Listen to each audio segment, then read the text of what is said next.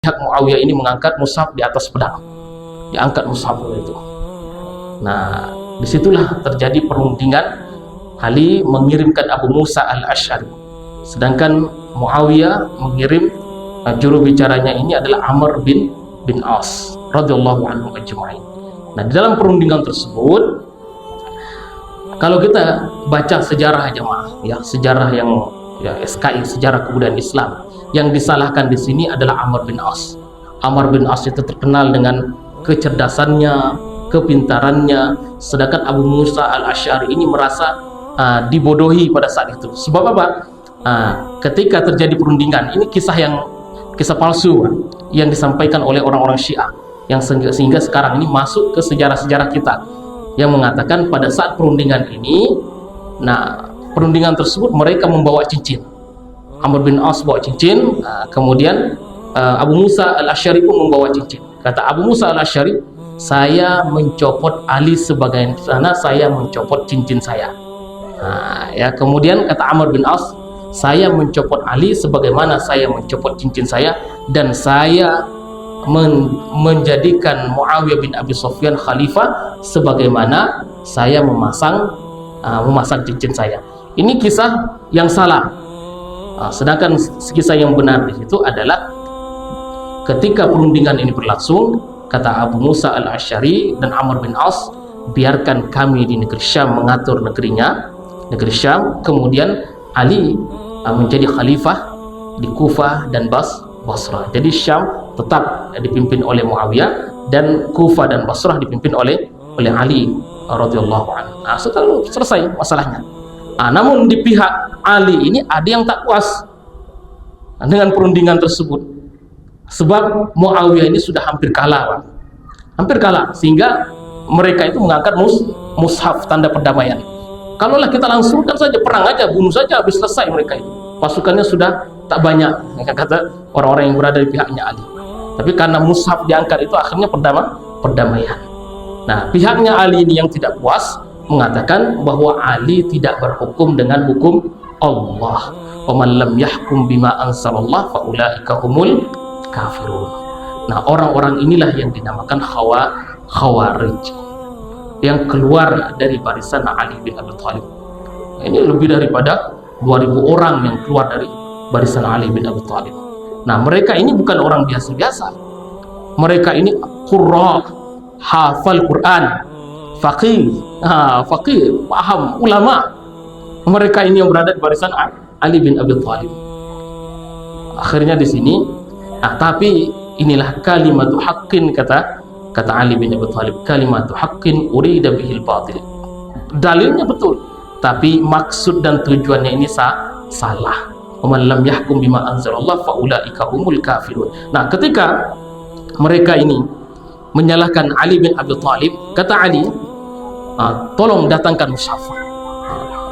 Mereka mengutus salah seorang, kemudian berdebat kepada Ali bin Abi Thalib. Kata Ali, silakan mushaf ini berbicara. Wahai mushaf, bicaralah. Al-Quran disuruh berbicara. Kata mereka, wahai Ali, bagaimana mungkin mushaf ini berbicara, sedangkan dia ini hanya tulisan dan lembaran-lembaran saja. Nah, yang bisa bicara yaitu kita, yang kita dapatkan riwayat-riwayat itu dari orang-orang sebelum kita. Nah, pemahaman dari orang-orang sebelum kita. Begitu juga kata Ali bin Abi Thalib, memang mushaf ini memang tidak bisa bicara, tapi yang bisa berbicara itu adalah kita, yang berijtihad itu adalah kita. Mana mungkin mushaf, kalau kamu mengatakan man lam yahkum bima anzalallah fa ulaika humul kafirun. Nah, kepada siapa kita harus bertanya masalah Al-Quran ini? Kalau bukan pada ijtihad para sahabat Rasulullah SAW. Bukankah Allah mengatakan, wa in khiftum shiqaqa bainihima fab'athu hakaman min ahlihi wa hakaman min ahliha yurida islahan yuridu yuwaffiqillahu bainahuma innallaha kana aliman khabira. Ini masalah perempuan, kalau dia berselisih dengan suaminya, maka solusi terakhir itu adalah kita mendatangkan hakim, pihak suami dan pihak istri. Nah, ini maksudnya, kata Ali bin Abi Thalib, urusan masalah perempuan dan laki-laki saja kita perlu orang lain untuk menyelesaikan masalah manusia ini. apalagi urusan umat. Sedangkan Al-Quran itu tidak bisa berbicara, sedangkan kitalah yang bisa menerjemahkan, menafsirkan orang-orang para sahabat. Nah, ini jemaah sekalian rahimahullah. Nah, di antara mereka ini ada yang rujuk, ada yang bertobat, 1000 yang bertobat, dan sebagian lagi Ali bin Abi Thalib perangi. Nah, peperangan tersebut dikenal dengan peperangan An-Nahrawan. Nah, peperangan ini pun kembali dimenangkan oleh Ali, tapi selang beberapa hari, 4 hari setelah itu, ada 3 orang yang bersepakat. Mereka sepakat untuk membunuh 3 sahabat ini, yang tokoh-tokohnya siapa ke Amr bin Aus, kemudian Ali bin Abi Thalib, dan Muawiyah bin Abi Sufyan. Nah, yang jemaah sekalian, satu orang yang membunuh membunuh Ali bin Abi Thalib bernama Abdurrahman ibn Muljam. Nah, Abdurrahman bin Muljam ini, Abdurrahman bin Muljam yang membunuh Ali bin Abi Thalib pada saat beliau keluar untuk melaksanakan sholat subuh. Pisaunya ini sudah dilumuri dengan racun selama seminggu. Abdurrahman bin Muljam ini jemaah sekalian bukan orang bodoh, bukan orang ya biasa-biasa, bukan. Dia ulama. Masya Allah, luar biasa ya, ulama. Bahkan dia mengambil Al-Quran, itu membaca Al-Quran, mengambil sanad istilahnya kepada siapa? Kepada sahabat bernama Muaz ibn Jabal. Bukan kayak gitu, bukan kayak ulama-ulama biasa ini. Ini belajar dari sahabat. Bahkan Umar mengatakan, kalau Umar mengatakan kepada yang berada di wilayah kepada Muawiyah di Syam, wahai Muawiyah, apabila engkau nanti bertemu dengan Abdurrahman ibn Muljam al-Muradi, tolong kau dekatkan, buatkan dia rumah dengan masjid, dekat masjid. Supaya apa?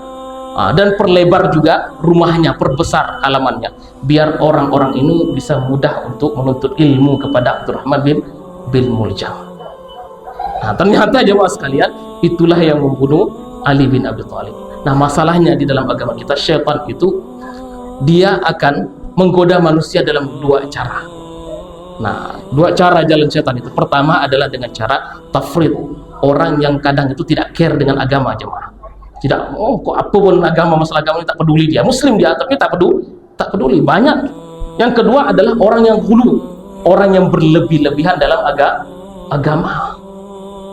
Nah, berlebih-lebihan, termasuk dari Abdurrahman bin Muljam, berlebih-lebihan dalam masalah agama ini, sehingga dia hafizul Quran, hafal Quran, qurra, faqih, disebutkan riwayat itu faqih, qurra.